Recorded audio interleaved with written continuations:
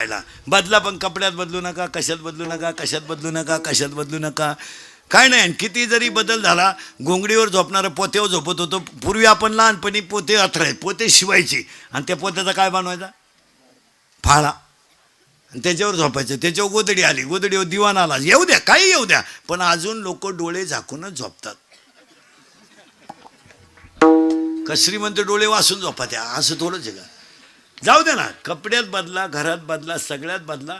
आज बदल गरजेचा आहे बुद्धीत. बुद्धी म्हणजे काय, 3 व्याख्या सांगतो. वाईटाकडून चांगल्याकडे वाहणारी विचार प्रवाह म्हणजे बुद्धी. तमगुणाकडून सत्वगुणाकडे वाहून नेते तो विचार प्रवाह म्हणजे बुद्धी. आणि दुःखाकडून सुखाकडे नेते म्हणजे ती बुद्धी. बुद्धीचे प्रामुख्याने 9 प्रकार पडतात. There are 9 types of knowledge. बुद्धीचे 9 प्रकार पडतात. 9च्या 9 नीट ऐका. 1 चर्मबुद्धी, 2 बुर्नज बुद्धी, 3 तैल बुद्धी, 4 दगड बुद्धी, राजस बुद्धी, तामस बुद्धी, सात्विक बुद्धी, सद्बुद्धी आणि दुर्बुद्धी. तुम्ही बदला, पण बुद्धीत बदला. आता लोक म्हणते जग सुधारलंय, जग सुधारलंय. सुधरू द्या. लहानपणी आपल्याला 11 वाजता रेडिओ ऐकायला मिळायचा. पूर्वी ग्रामपंचायतीला रेडिओ राहायचा. 7 वाजता बातम्या राहायच्या. लोक 6:30लाच ग्रामपंचायती पुढे बसायचे. त्याच्यानंतर तो ग्रामपंचायतीचा रेडिओ बंद झाला. मग लग्नात नवरदेव रुसायला लागली रेडिओवरून. मग तो नवरदेवाला रेडिओ घ्यायचे डोकं गळ्यात. ते 200-250 रुपयाला मिळायचं. 11 वाजता कामगार सभा, 7 वाजता बातम्या. मग ते कामगार सभा शेळ्यांमागं वड्याला पाठाला ऐकायचं. ती नादीच होतं ती. तो रेडिओ गेला, टी व्ही आला. टी व्ही गेला, टी व्ही जवळजवळ वजा झाला. DVD आला, CD आला. आता सगळंच गेलं. आता फक्त 6,000चं 3,000चं खोकं घ्यायचं. सगळी माहिती त्याच्यात. बातम्या मोबाईलमध्ये, सगळं मोबाईलमध्ये. माणसं सुधरत गेली, पण अजून माणसं कानानंच ऐकतात.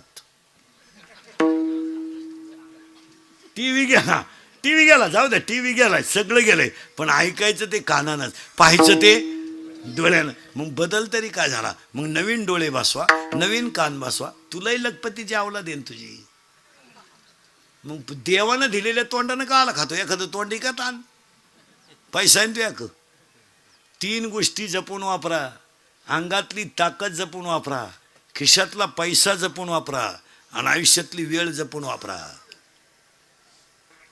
अंगातली ताकद आता पहिल्यासारखं राहिले. राजकारणी लोक ध्यानात ठेवा, कार्यकर्ते. आता पहिले तुमचं मार्केट पहिल्यासारखं राहिलं नाही. तुम्ही जरा घरादारा कपा, ही देशाची सेवा राहू द्या. हे लोकांचे बांबू उपटायचं बंद करा. आता 40 वर्षे खोट्या टोकल्या. याची 17 झटक आणि त्याची 17 झटक.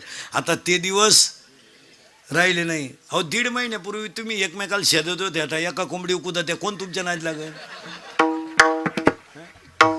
म्हणजे कार्यकर्त्याची किंमत पक्षातून तर जवळजवळ गेली. गावात तर आता त्यांना कुणी घरातही नाही. अरे शेतकऱ्याच्या बैल जर बांधले ना शेतकऱ्यानं, तर अवताची बैल बांधले का त्याची बायको हातात तांब्या घेऊन येते पाण्याचा. पाणी प्या, चहा घेता का जेवण करता? गरीब घरे, पण आदर केवढा आहे. तर असं करा, सकाळचं कालवण गरम करते, दूध भाकर खाणं, तर मग स्वयंपाक करते. तो म्हणतो असं करा, दूध भाकरच खातो, सकाळी पाहू. या कार्यकर्त्यांच्या बायका असं नाही बोलत घरी गेले. पप्या त्याला विचार खायचंय का?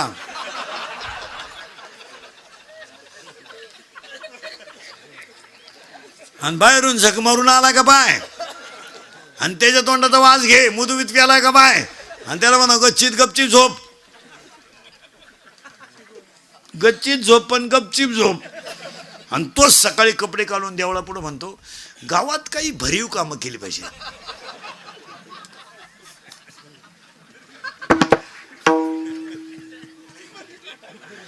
काय भरीव करतो आणि खोक करतो, काय डोंबलं करतो.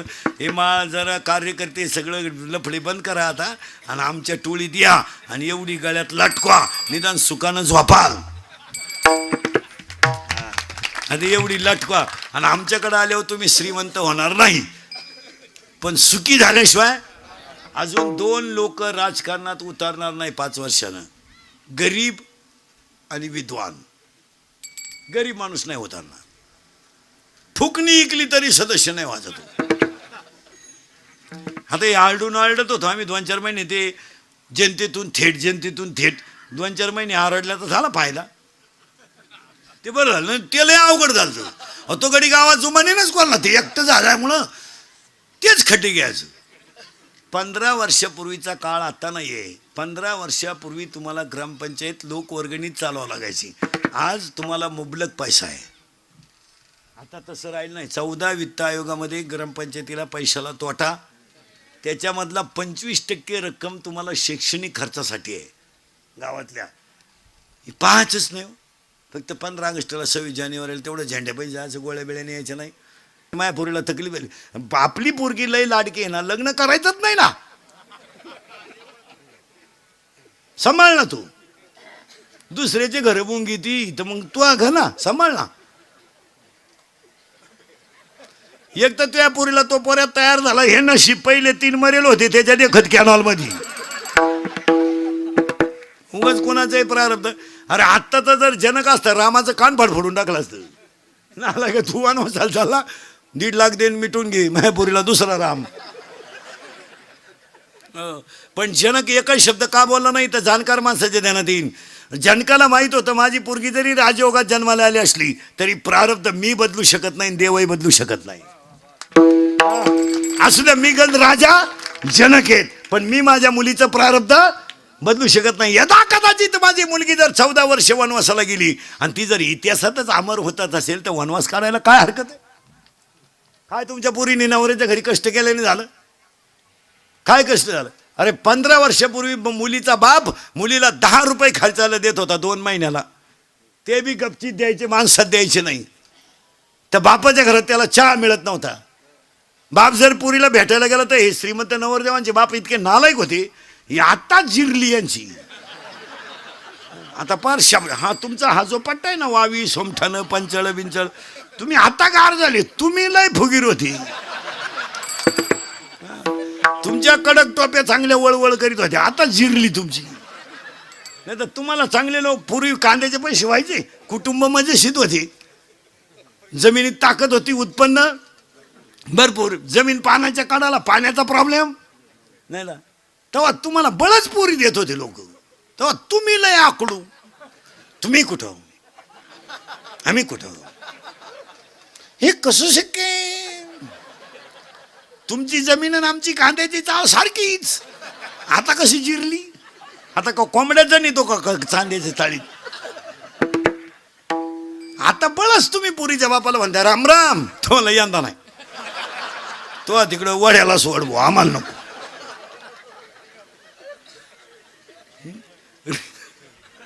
रे आता हे 2-4 वर्षापासून जेवढे लग्न चालेत ना, टोटल लग्नाचा खर्च पुरीचा बाप करतोय. आता पोऱ्याचा बाप, पुरीचा बाप आता खिशात हातच घालत नाही. त्यानं इंद्रिकडचं कीर्तन ऐकल्यामुळे ते हुशार झाले. ते आता डायरेक्ट म्हणते मी हा साहेब हो. पोराचा बाप अख्खं आपलं. आता उलट पुरीचा बाप मस्त तुरा काढून कार्यालयात हिंडतोय. भरपूर जेवा लय दिसना नालायक सापडलाय हाना. पुरीनो तुमच्या बापाच्या दारात आहे ना अशी रांग लागणार आहे 2-3 वर्षात. मुलगी द्या, मुलगी द्या, मुलगी द्या. फक्त तोवर तुम्ही घरात राहिल्या पाहिजे.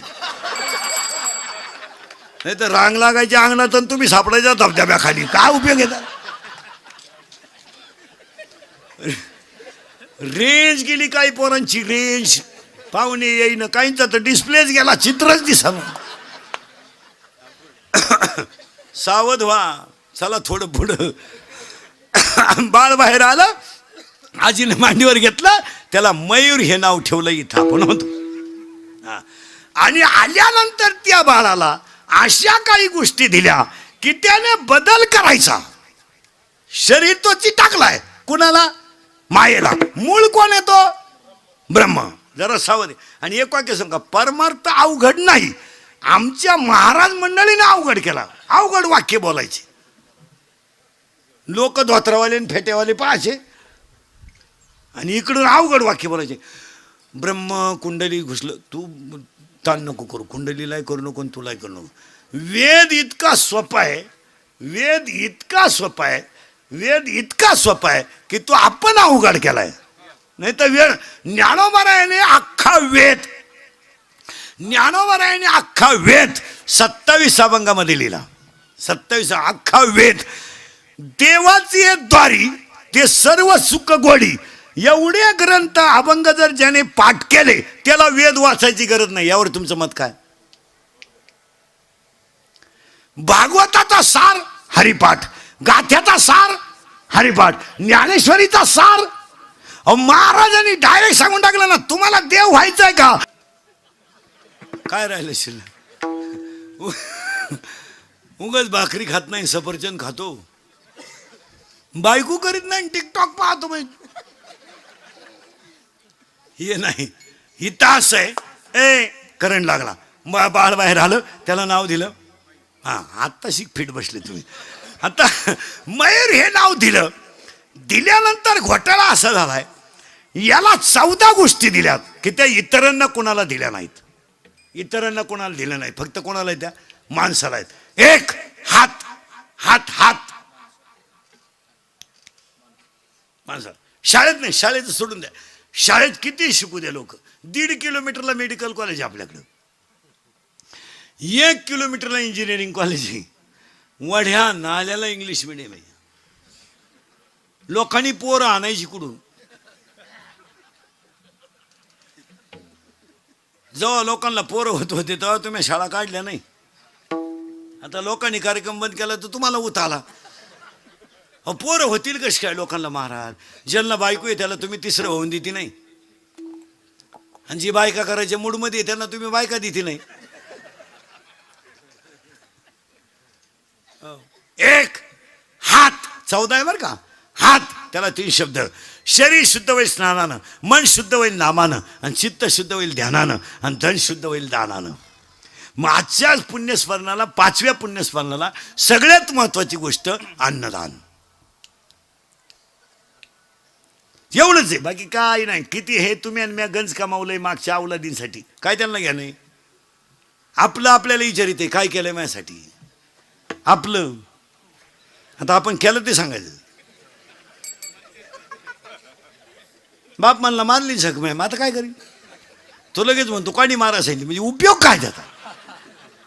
एक वाक्य सांगा महाराज, आपल्या प्रारब्धात जेवढं असेल तेवढं दानानं पुण्य मिळेल, तेवढंच पुण्य. बाकी या मागच्या अवलादींसाठी किती केलं तर पुण्य नाही. आणि आपल्या पोरांचा घोटाळा काय झाला तुमच्या माझ्या या हरामींना? आपण कमवायलाच काही ठुलं नाही. इयर खंदून ठुली, पाईपलाईन करून ठुली, घर बांधून ठुलं, ते माझटले.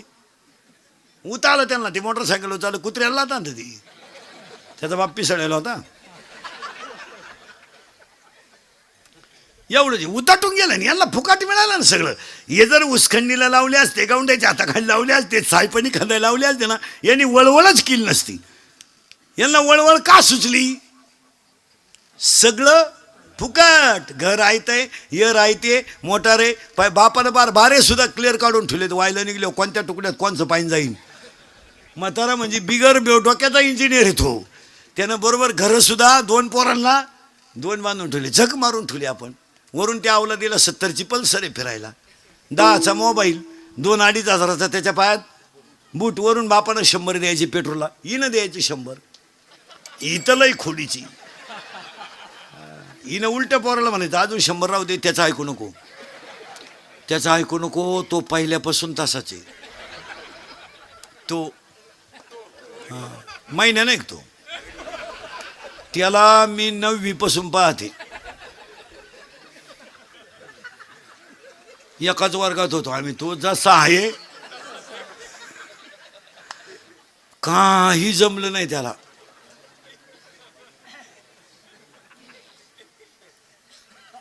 आता त्या अवलादीला 100 खर्चायला, 70ची पल्सर, 10चा मोबाईल, 2-2.5 हजाराचा पायात.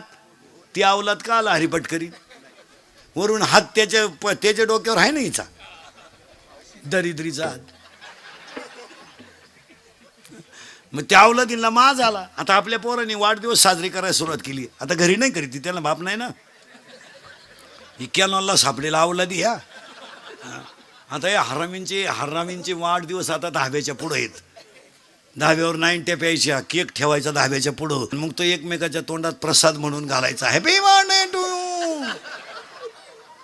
आणि 90 पिऊन मग एकमेकाला बापाच्या नावानं हाका मारायच्या एला त्या पोरानं खरंय का खोटंय? खरंय का खोटंय? खरंय. मग आपले भक्त खोटं नाही मग आपले पोरं पप्पाचं आणि मम्मीचं भांडण झालं तर स्पीड मध्ये कोण बोलती रे? मम्मी. करेक्ट. आणि भामटेवानी खाली मान घालून कोण ऐकतो? पप्पा. करेक्ट. मग आपल्या घरात भामटा कोण? पप्पा. आणि घरातला हेडमास्तर कोण? मम्मी. आणि पप्पा सगळ्यात जास्त कोणला घाबरतो घरात? काढा बचत गट.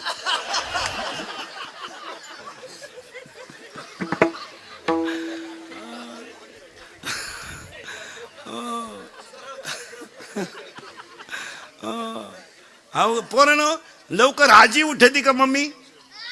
आजी. करेक्ट. आणि निवांत उठून पहिला चहा ढोसीती ती मम्मी. करेक्ट.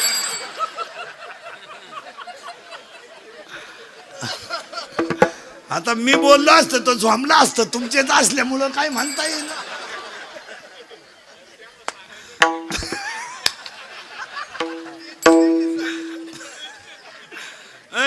चला थोडं पुढं. हात एक एकच वर का 14 सांगतो पटकन. हात एक 14 मोजायचे बाबा. किती? 14.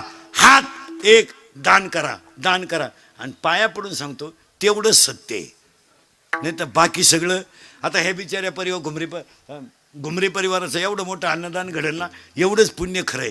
खालच्या वावरात डाळिंब केले तरी तेच, वर चिंगळ्या लावले तरी तेच. महिला मंडळ 2 सख्खे भाऊ आहे, एक शेतीवर आहे आणि एक नोकरीला आहे. शेतीवर आहे तो तुमचा नवरा आहे. तो सासऱ्यानं ठुला का तुमच्या कर्मात, त्याच्या कर्मात राहिला? करेक्ट. तरी ती सासऱ्याला काय म्हणते माहिती का? वाटोळं केलं माझ्या नवऱ्याचं. तू होती तवा?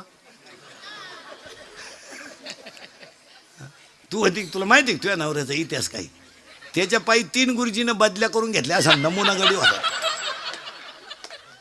त्याला जर सकाळी नवी पाटी दिली तर दुपारी साठा घेऊन तो उलट तो सण घातल्यामुळं बैला आकाळलाय तो. आणि काय झालं, हे सरकार कायदा हे सगळं बायांच्या बाजूने गेलं ना. महाराज नको त्याला मार्केट आलो, बाया जमूनच देईन असं काय. आपण घरात काही बोललं ती म्हणते दावा लावीन. काय दावा लावीन तू? काय आम्ही म्हणजे बावळाटच ठरलोय. आणि आमच्यावर अन्याय झाला. काय अन्याय तुमच्या? आज वाघासारखे गडी पण बिबटे करून टाकले तुम्ही. आहे का काय?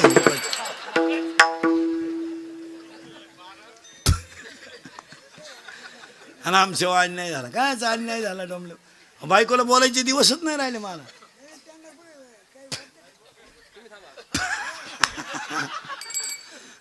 ते कायदा. आणि काय झालंय बुद्धी झाली कमी आणि अधिकार झाला, त्याच्यामुळे बावळ्याचा बाजार झाला सगळा. पूर्वी फक्त पुरुष फेटा बांधायची, आता यांनी फेटे सुरू केलेत लग्नात. तुम्ही बांधा फेटे, आम्ही घेतो 9 वार. पुरी निघाला पॅन्ट शर्ट, आम्ही घेतो गाऊन, घेतो वाढण्या नावळी तो मुंडके. मग आता काय करतो? अर्थ लोपले पुराणी, नाश केला शब्द ज्ञानी, विषय लोभी मनन साधना उडवले. हात एक, बोलणे 2. 14च्या 14 सांगतो एका मिनिटात. हात एक, दान करा. 2, बोलणं नीट बोलावं. शक्यतो बोलूच नाही, नाही तर बोलावं पण कसं? मितले आणि रसाळ शब्द जैसे कल्लोळ अमृताचे. चांगलं बोलावं. आणि महिला मंडळाला 3 गोष्टी सांगतो. पाणी जपून वापरा, वीज जपून वापरा, आणि घरात वाणी जपून वापरा. वाणी जपून वापरा. आणि वाणी वयाचं भान ठेवून वापरा.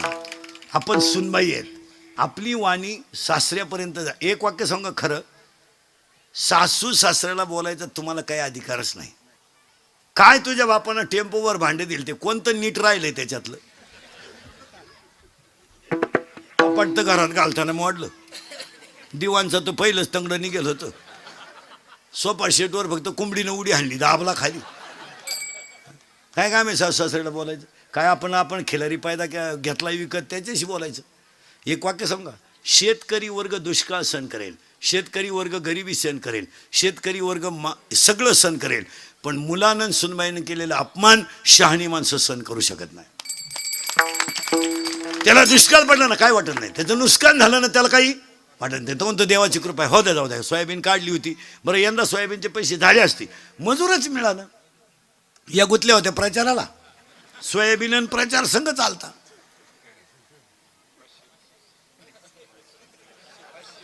माहीतच नाही तिला कोणत्या पक्षाची सभा आहे, बसली गाडीत आणि गेली.